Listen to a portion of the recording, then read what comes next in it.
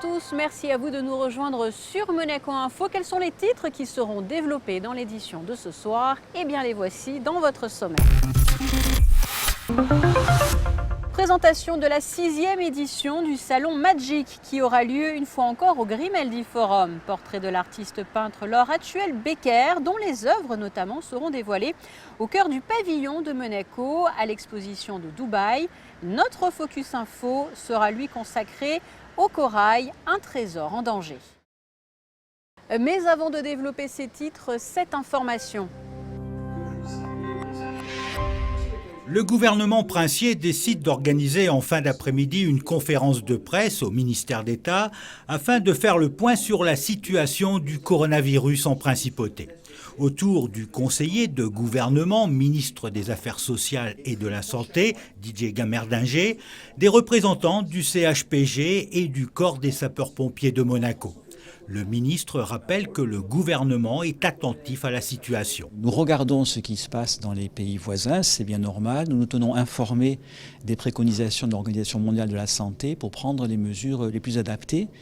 Et vous avez vu que déjà le mois dernier, nous avions arrêté, tous ensemble, avec les services concernés d'État monégasque, une procédure d'intervention pour pouvoir prendre en compte une personne qui se plaindrait de maux de gorge, température, et pouvoir faire le nécessaire en ce qui la concerne. Donc mobilisation constante, prudence évidemment, humilité par rapport à ce phénomène, mais mobilisation de l'ensemble des services de l'État. Pas de plan d'urgence pour l'instant, mais des réunions quotidiennes avec les spécialistes de la santé.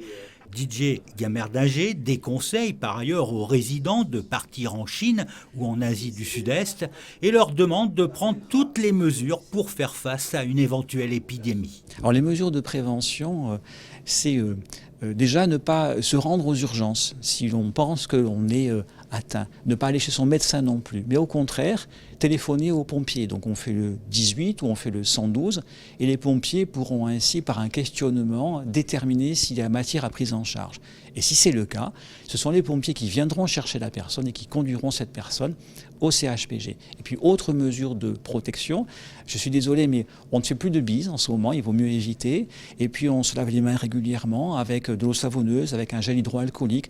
Bref, on prend des mesures de précaution, les mêmes que celles qu'on utilise contre la grippe.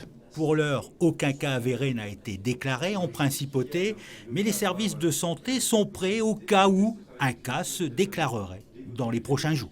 Un tout autre sujet à présent, puisque nous allons découvrir ce qui a été dit lors de la grande conférence de presse de présentation du prochain salon Magic qui aura lieu au Grimaldi Forum. Il s'agira de la 6e édition. Émilie Rousseau. En 5 éditions, le Magic Monaco aura ravi les passionnés de pop culture en accueillant des invités de marque. On peut citer notamment le papa d'Albator, Leiji Matsumoto, Kazuki Takahashi, le créateur de Yu-Gi-Oh!, ou encore Yu Suzuki, concepteur de jeux vidéo comme Shenmue. Pour sa 6e édition, les organisateurs du Magic Monaco frappent encore fort une affiche exclusive réalisée par le créateur d'Olive et Tom, Yoshita Takahashi. Le dessinateur sera d'ailleurs présent en principauté le 7 mars prochain pour un live drawing session. On se surprend nous-mêmes honnêtement, parce que c'est jamais garanti de pouvoir faire mieux que l'année précédente. Et c'est vrai que cette année on a encore plus d'invités prestigieux, même jusqu'à la dernière minute comme d'habitude. Donc voilà, on a de quoi faire sur un 6e édition sous le haut patronage de la princesse Charlène, ce qui est juste hallucinant. Il faut savoir que cette année, on aura encore de nombreux invités. Yoshita Takahashi, le créateur d'Olive et Tom, qui a fait notre affiche. D'ailleurs, une affiche où le héros porte les couleurs de l'AS Monaco, ce qui est juste hallucinant et normalement impossible. On a le créateur de Kuroko's Basket, Fujimaki-san, Dave Gibbons, le créateur de Watchmen, Michael Madsen, qu'on annonce aujourd'hui, qui joue dans Kill Bill, Once Upon a Time, Reservoir Dogs. Enfin bon, on a du très très lourd en général. William Simpson, le storyboarder de Game of Thrones, sera de retour à Monaco. Et les organisateurs aiment également nous surprendre avec notamment la présence de Jacques Vallée, astronome français qui a cartographié la planète Mars pour la NASA. Table ronde, séance d'autographes, live drawing session. Le Magic Monaco, c'est également le Magic International Cosplay Masters ou le Magic International Manga Contest. À l'intérieur du Magic, on organise depuis 4 ans en fait, le Magic International Manga Contest, donc, qui a pour cible effectivement les nouveaux talents. Et on a énormément de dossiers, en fait, du monde entier, de 50 pays différents. Enfin, on a choisi 10. Ensuite, on les traduit en japonais. On les envoie à Shueisha. On en choisit 5 tous ensemble, enfin, avec les membres du jury. Et donc, 5 projets. Après, on a la chance, le jour du Magic, de pitcher devant quelqu'un de Shueisha, un mangaka d'exception. Au fil des années, le Magic Monaco se sera fait un nom comme un événement incontournable de la pop culture. L'événement aura même réussi l'exploit de s'exporter à Kyoto, berceau de la culture japonaise. Rendez-vous donc à Monaco le 7 mars prochain au Grimaldi Forum pour la 6e édition. Place à présent à cette belle aventure qui attend cette artiste résidente monégasque. Laure Hatchuel-Becker a été choisie pour exposer plusieurs de ses œuvres au cœur du pavillon monégasque lors de la prochaine grande exposition de Dubaï 2020. Sylvain Pérouman et Dominique Poulain sont partis à sa rencontre au cœur de son atelier. C'est dans un petit atelier situé à Cap d'Aille, en face de la Méditerranée, que Laure Hatchuel-Becker trouve l'inspiration et laisse parler son imagination. Inspirée par les artistes aborigènes, cette artiste peintre résidente en principauté a mis au point une technique inédite de pic de couleur qui donne à ses œuvres un effet 3D. Elle a choisi la peinture à l'huile comme moyen d'expression. Le principe, elle tire l'huile et lui donne la forme d'un pic. Ces pics de couleur sont posés un à un sur la toile. J'ai vécu un an en Australie en 1999, juste avant les JO. Et j'ai eu la chance de rencontrer des artistes aborigènes avec lesquels j'ai pu peindre. Et ils ont une technique de pointillisme, mais basée avec de la peinture acrylique ou des pigments, c'est-à-dire plat, il n'y a pas de relief. Et moi, j'ai toujours peint avec la peinture à l'huile, au pinceau, au couteau, enfin avec différents instruments. Et quand je suis rentrée de l'Australie, j'ai voulu appliquer cette technique de pointillisme, mais avec l'huile. Ces réalisations demandent beaucoup de rigueur, plusieurs semaines, voire plusieurs mois de travail et plusieurs milliers de pics, plus de 30 000 pour un format de 1 mètre sur 1 mètre. L'importance est l'harmonie des couleurs. La couleur, c'est la vie, et que j'essaye de donner ce petit coup de bonheur, de joie de vivre au travers des couleurs. La thématique du back to nature, pour moi, elle est fondamentale, ce retour à la nature, que je pense que l'humain a essentiellement besoin de ça, de savoir d'où l'on vient. Et c'est vrai que cette référence à la nature, par les animaux aussi, elle est essentielle pour ne pas s'oublier et pour construire un avenir, il faut savoir d'où l'on vient, je pense que c'est essentiel. Fille d'artiste, Laure Hatchuel-Becker est initiée très jeune à la peinture, dans les ateliers de sa mère et par la rencontre d'artistes atypiques. Depuis plus de 20 ans, cette artiste expose à l'international, Singapour, Londres, Punta del Este, Sydney ou encore Miami. Elle s'implique aussi dans des actions caritatives et contribue aux opérations de la Fondation Prince Albert II. Lors d'expositions, elle offre le profit de la vente de ses tableaux à la Fondation. Elle a par ailleurs été choisie pour exposer quelques-unes de ses œuvres dans le pavillon de Monaco à la prochaine exposition universelle 2020 de Dubaï. Vous le savez, l'actualité monégasque se développe aussi sous forme de brèves. Les voici. La simple police déménage provisoirement. Depuis ce mardi et jusqu'à la fin des travaux de restructuration de la sûreté publique, si vous avez besoin de régler les verbalisations, vous devrez vous rendre au stade Louis II à l'entrée B. C'est désormais une tradition à Monaco. La 12e soirée des artistes de la police en faveur des orphelins de la sûreté publique s'est déroulée vendredi soir en présence du souverain et de la princesse Stéphanie. À l'espace Léo Ferré, chants, danses, musique, shows lumineux et cabarets ont rythmé la soirée sous le signe de la bonne humeur.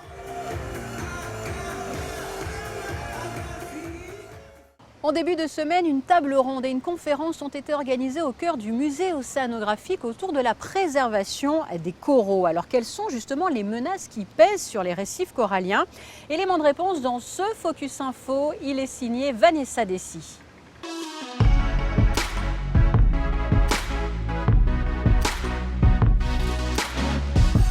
Véritable trésor pour la planète, les récifs coralliens couvrent à peine 0,2% des océans, mais abritent 30% de la biodiversité marine mondiale. Le corail est un animal qui ressemble fortement à un végétal ou à un minéral qui vit généralement en colonie d'individus. Il se forme grâce à quelque chose de fantastique qui est la symbiose, une association symbiotique à bénéfice mutuel. C'est deux organismes qui s'associent pour arriver à construire un écosystème. Les récifs coralliens, c'est les plus grandes constructions animales au monde. Plus de 2000 km pour la Grande Barrière. Le rôle du récif corallien, c'est en fait d'être une source de nourriture pour tout un tas d'organismes. Le récif corallien, grâce à cette symbiose, produit plus de nourriture dans un milieu où il n'y a absolument pas de nourriture. Pourquoi les eaux tropicales sont si transparentes par rapport à la Méditerranée? Tout simplement parce qu'il n'y a pas de nutriments à l'intérieur. Les nutriments, c'est toute la nourriture, les particules dissoutes que l'on peut trouver.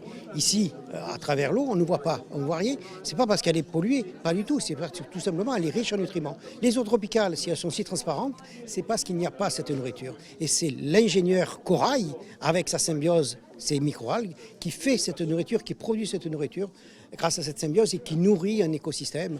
C'est pour ça que l'on appelle souvent les récifs coralliens des oasis dans un désert.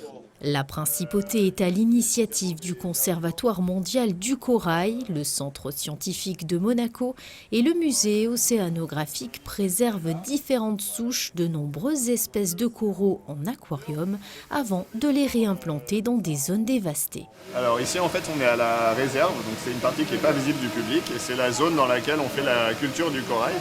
Donc en fait, tous les coraux qui sont visibles au musée océanographique sont passés par ici pour une phase de croissance ou de multiplication. Et une fois qu'ils ont atteint la taille suffisante, on les monte dans les aquariums publics.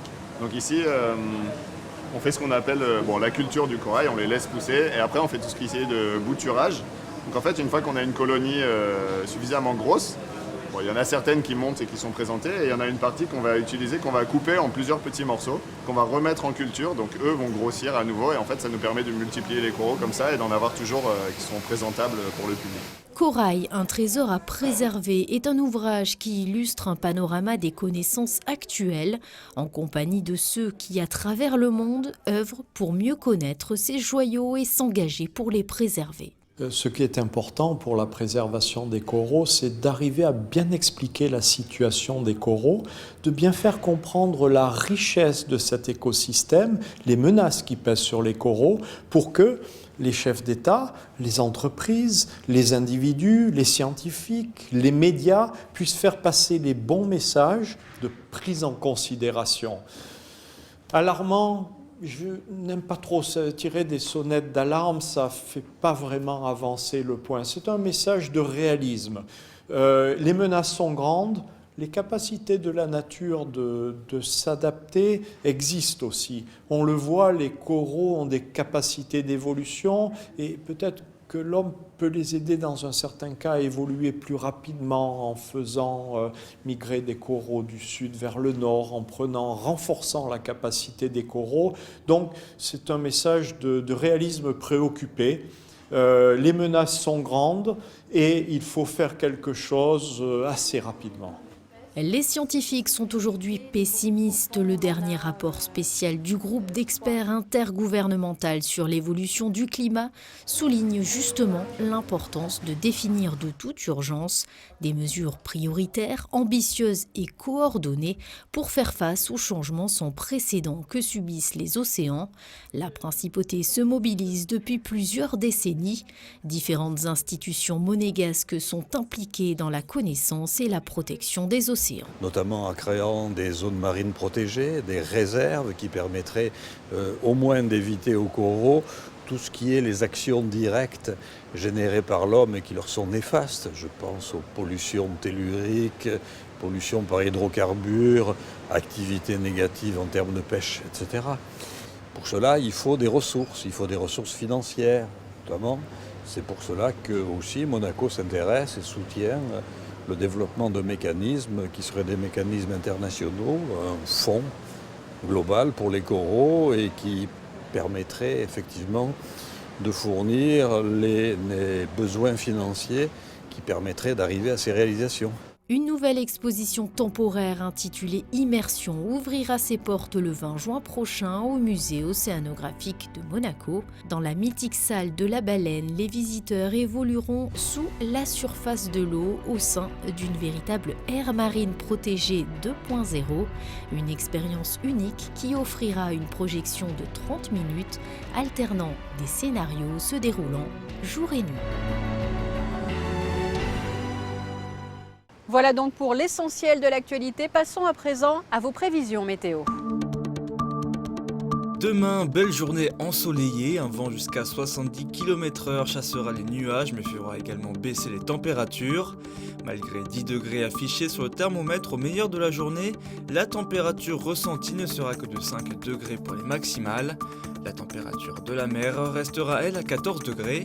Jeudi, moins de vent mais plus de nuages. Les températures resteront basses, entre 3 degrés pour les minimales et 11 degrés pour les maximales, mais attention, seulement 5 degrés en ressenti. Vendredi, le mercure remontera à hauteur de 13 degrés, la principauté pourra apprécier le soleil entre quelques nuages. Le ciel sera très chargé cependant samedi avec un risque de précipitation en début d'après-midi. Comptez 8 degrés au lever du jour et jusqu'à 11 degrés au meilleur de la journée. Mais ne vous inquiétez pas, le soleil reviendra pour la fin du week-end avec des maximales qui pourront atteindre 15 degrés ce dimanche. Enfin, lundi, retour de la dépression en principauté. La pluie s'invitera sur le territoire dans l'après-midi et des orages sont à prévoir en fin de journée. Les températures, quant à elles, se situeront entre 6 et 12 degrés. Et c'est ainsi que se referme cette édition. Merci pour votre fidélité. À très bientôt. Prochain rendez-vous avec l'actualité mercredi dès 19h sur Monaco Info.